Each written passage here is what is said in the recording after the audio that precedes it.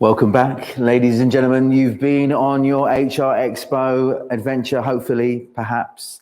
You've also been perhaps on the networking adventure as well. And now it's time for one of two expert talks. You're with us right now on this track. You had the 50-50 that you're with me. Hopefully you are. Well, obviously, if you are listening to me now, you are certainly with us right now. And this is all about Performance Management 2.0. We're going to jump straight into that right now and invite our two speakers together onto our virtual stage right now. So please welcome a virtual round of applause. I can hear that in the background somewhere on the other side of the screen for Kyle Chetty and Aleksandra Fuštić. Aleksandra, Kyle, are you there? Hi, Peter. Hi, Kyle. Lovely to see both of you. Hi. Hello. Hi, how you doing?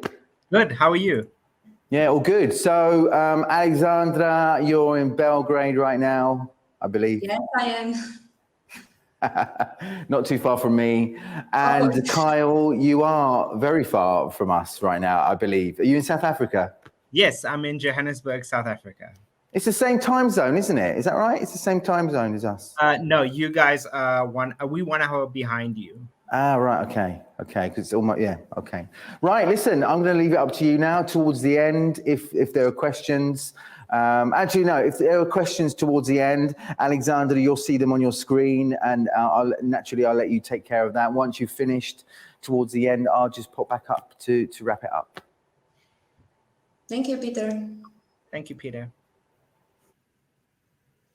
Kyle, it's lovely to see you again, and I'm really happy to be doing this expert talk with you. We spoke about performance management, and we spoke about this misconception that performance management is not KPIs.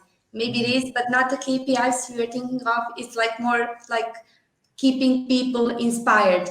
So in order to get us into performance management, I suggest we go back to basics. A lot of things change in the way we do business, and a lot of important things change it. So what has changed in the way we do business today and in the way we look at resources? Maybe you could guide us into this part, so then we can move on to performance management. Definitely. Thank you so much, Aleksandra. And another presenter, as you would know, Claudia, unfortunately, she's not well. So we wish her a speedy recovery, and she does send her well wishes to everyone. But I think, when we looked at performance management, and the reason why we called it Mastering Performance Management 2.0 is, if you look at a core business, the idea of a business is to actually make revenue, right? So how do we actually get that revenue? It's through our human capital functions that we do that. So if we had to take a step back and we ask ourselves, if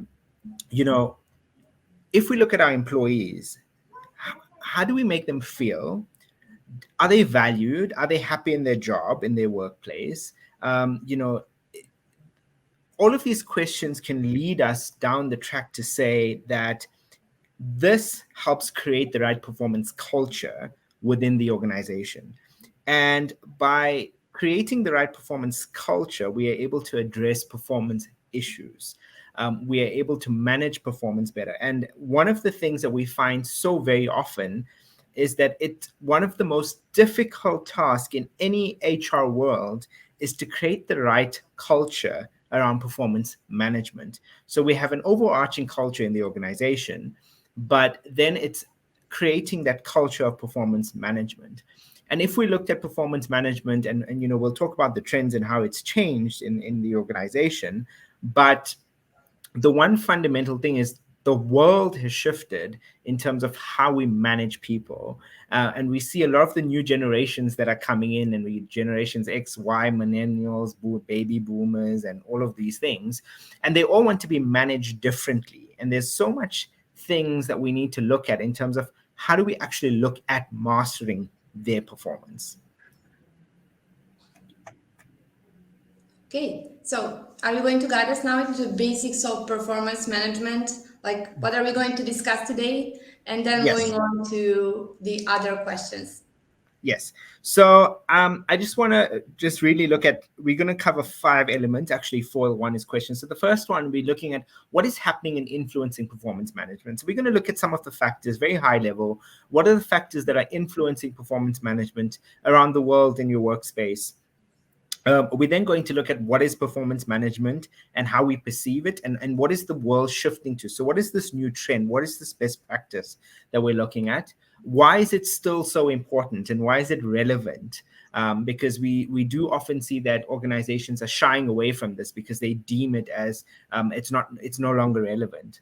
Then we're going to look at some of the key messages and takeaways that I hope that you would take from myself and Aleksandra and hopefully implement in your business. And please do share some of your thoughts and comments in the comment section. You're welcome to tag us on LinkedIn.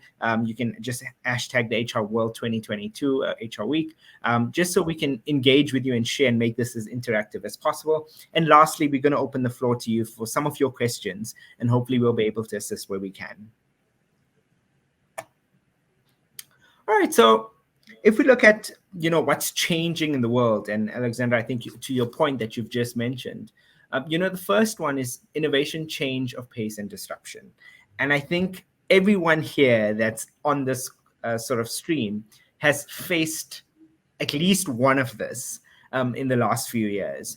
We look at innovation and the change of technology and how that has vastly moved on. I mean, a few years ago, this was never possible, and now we're sitting in, I'm in South Africa, you are halfway across the hemisphere, and we're engaging in this conversation. So innovation is there, it's ripe, and there's things that is going to change consistently.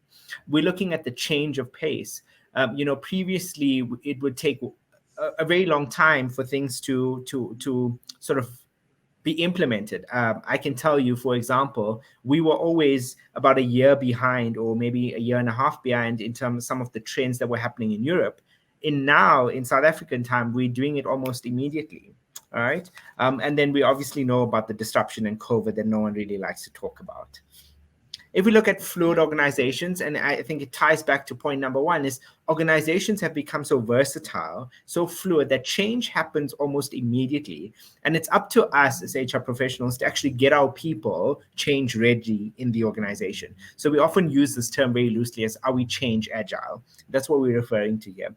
Then we're looking at cooperation and interdependencies in teams. So how are teams functioning? Are they aligned to a shared goal? We look at now teams in terms of hybrid work, and I know that's a big thing. And then there's 4-day working. And then we've got people working all across the world, focusing on the same project. So those are some of the things that we need to look at. We then look at consumers and employee-centric. So it's really harnessing back into that. Is our consumers the heart of our organization? Is our employees the heart of our organization? And how is this going to interlink? And then obviously talking about the new leadership understanding, because leadership has changed even in the last year, of some of the basic principles, and how is that now affecting performance management? And something that I want to maybe talk to you about, Aleksandra, and maybe hear your thoughts as well, is this. We're looking at how employees are thinking, and we're looking at how do they want to be managed in this day and age? And you can share your view of how you feel about this. But first, what we've noticed, that best practice in research has told us that people want freedom. They don't want an 8-to-5 job anymore. They're not interested in, I don't want to, and I'm going to say this very loosely, in this loyalty that we so often had previously. I can tell you, my mom worked for an organization. She still works there for 35 years. That's unheard of right now in our generation. We want freedom. We want the flexibility to do what we want. And we want to basically tell our manager how we are going to do our job. Right? They want to participate into their own journey. Sorry for interrupting. We spoke about this today. They want to be able to participate in their own development and journey. They don't want to feel imposed with standards and KPIs, as I mentioned in the beginning. We don't love the word KPI. That's why we want to turn it into keeping people inspired, but also keeping them involved when we are talking about implementing performance management. Yeah. 100%. And coming back to your point, learning, right? We want to learn. It's such a key thing, because there's so many things that we can learn and so many platforms we can learn on right now, that learning becomes part of our daily life.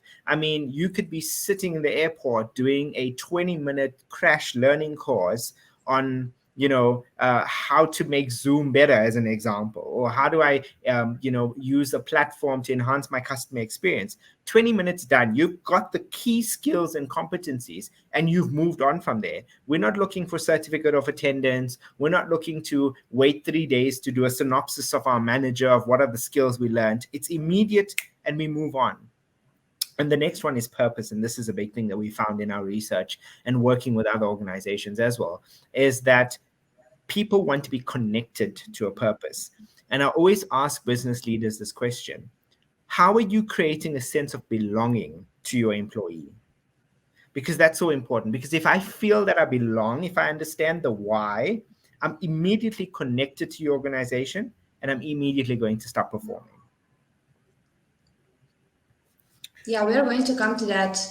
But before we do that, we want to see when it comes to performance management, what it used to be like, and what's happening with performance management now. Just like the businesses have gone through massive changes, it also happened with performance management. So could you guide us into how was performance management perceived and implemented earlier, and what's happening with this process right now?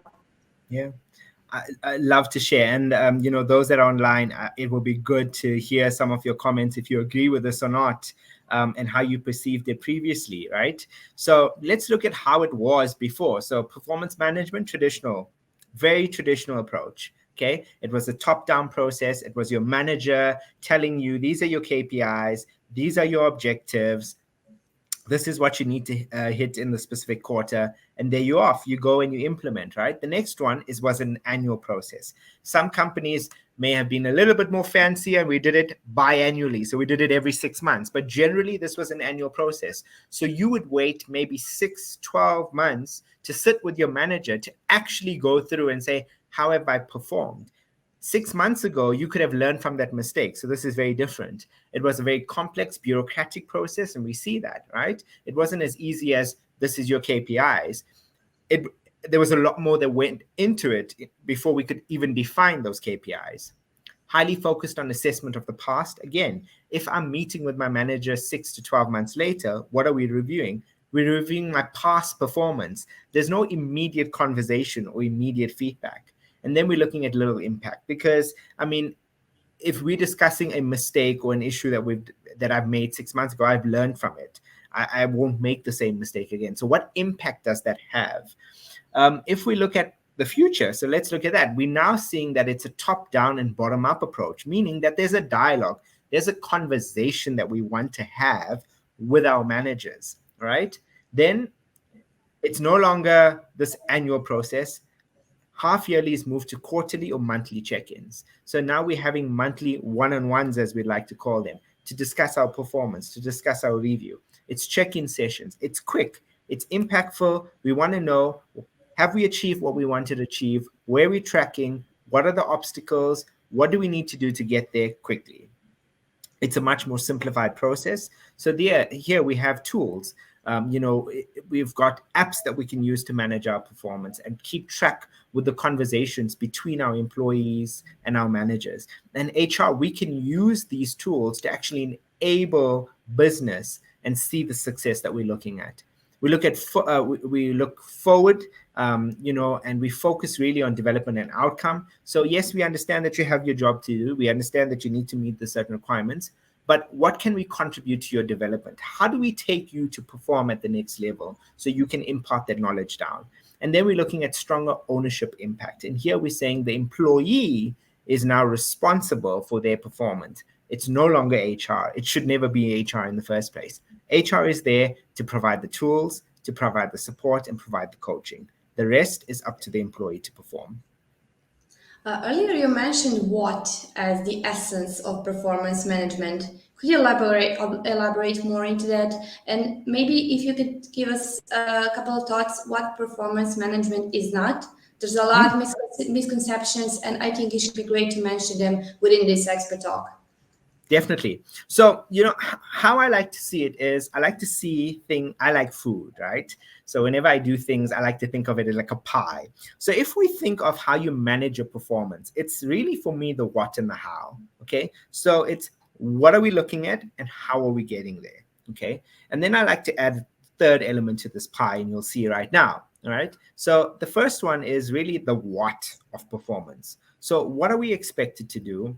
What is the performance looking like? Is there any sort of areas that's not there and that will feed into your development?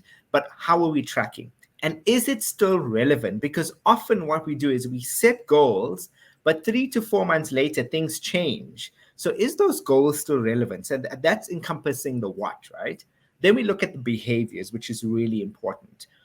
So as an HR professional, I always say there's 2 reasons why people don't perform in their job. One, they don't know how to perform. And number 2 is they don't want to perform in their job. And that links to behaviors. So my question there is around behaviors is, what behaviors do you want to see in your organization? All right.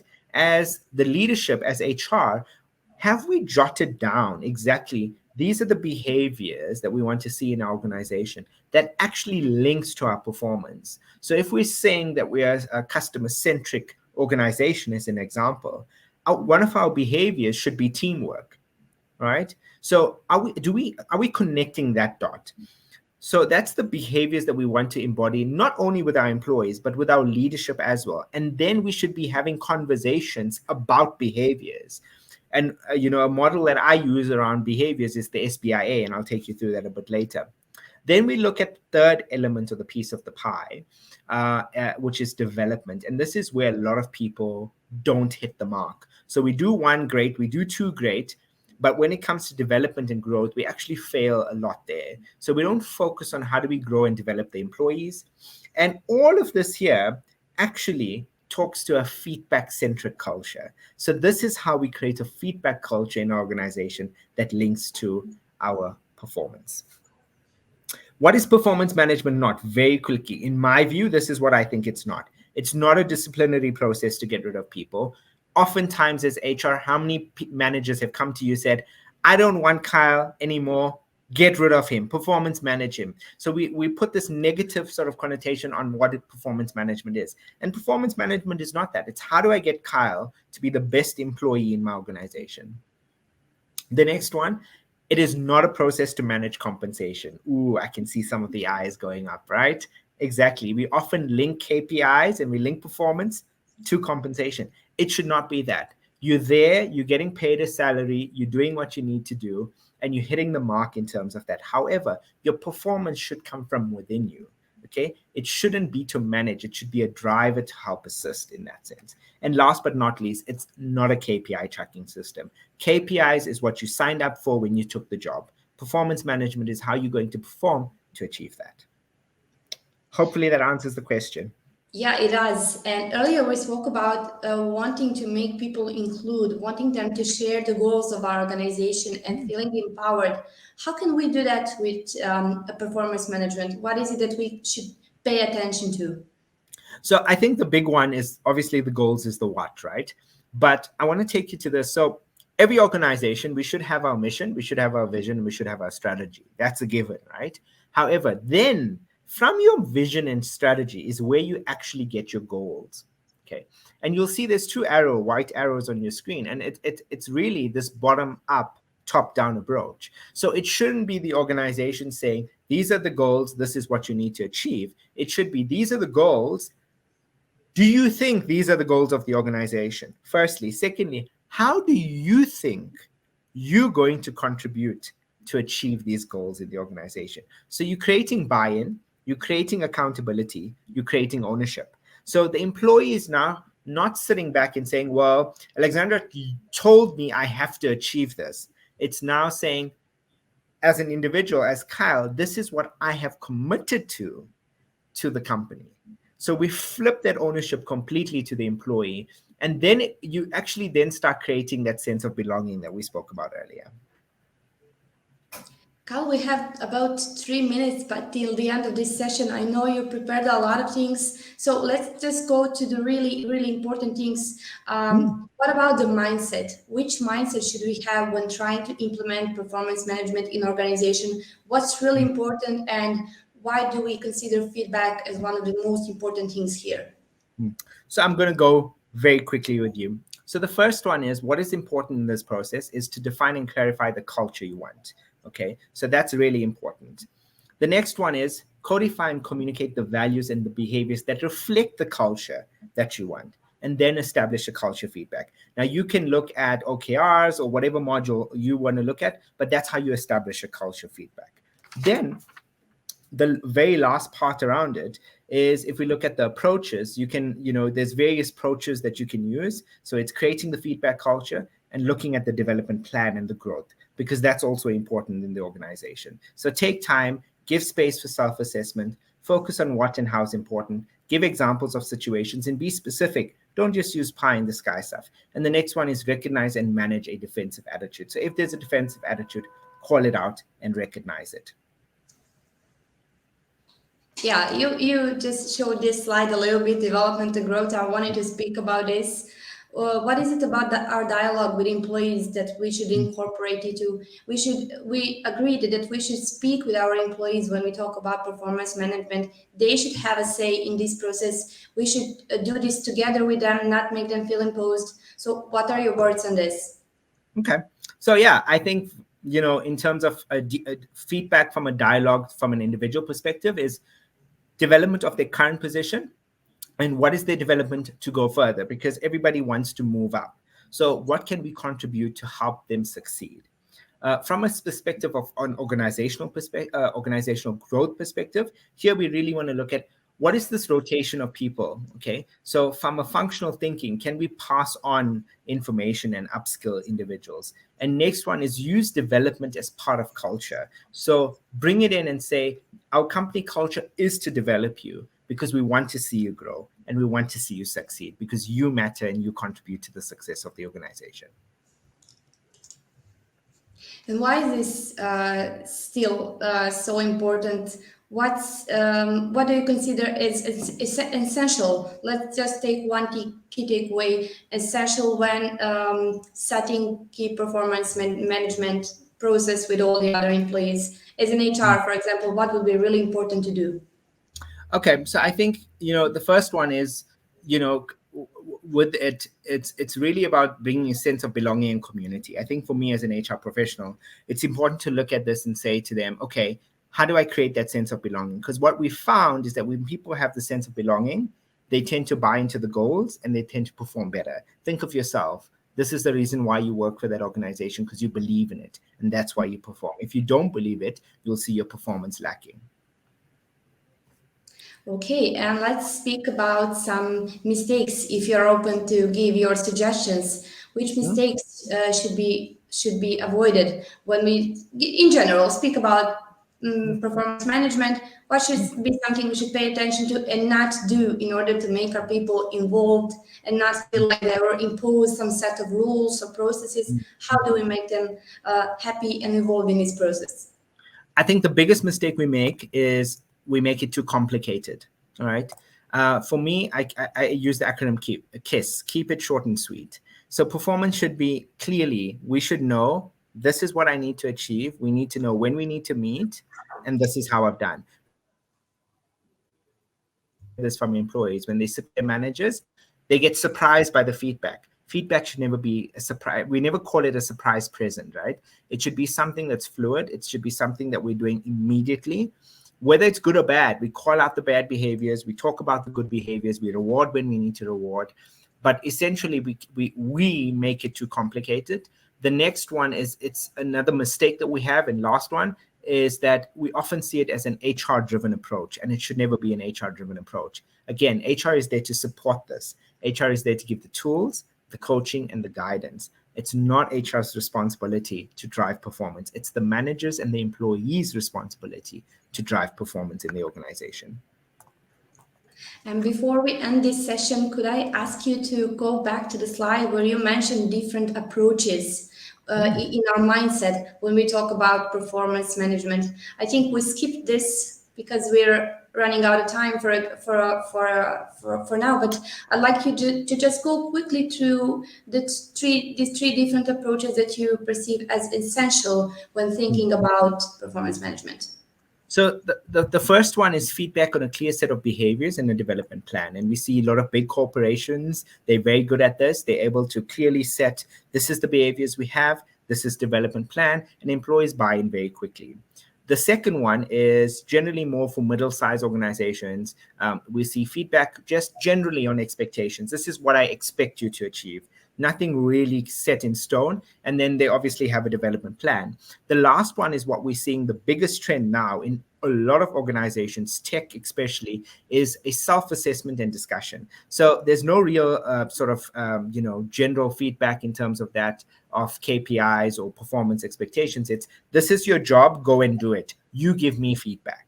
Okay, so the role has reversed now to the employee going to the manager and giving feedback and scheduling one-on-ones and having those discussions, rather than the manager going back to the employee and saying, how are you performing? And that's the biggest trend that we're seeing right now, and in the tech companies. It's more where the employees are doing the self-assessment and they are being more self-aware of how they are performing instead of the manager telling them how to perform.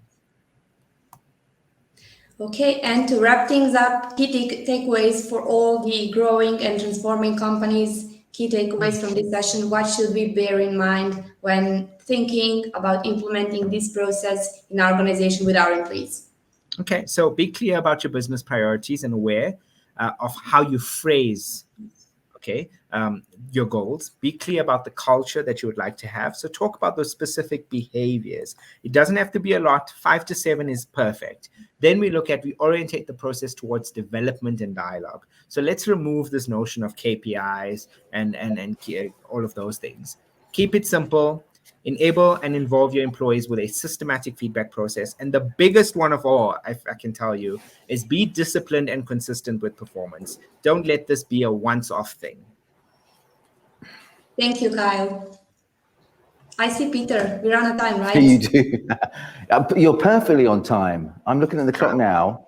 It is 3:49, coming to 3:50 just now. So you are perfectly on time. And listen, again, those of you that who've been with us right now, you're intrigued, you're curious, you'd like to know more. Kyle, I'm sure you can reach out to Kyle and even Aleksandra as well, from our team here at HR World as well, and take those conversations forward as well. But in the meantime, thank you so much for the great conversation, and thank you so much for your time.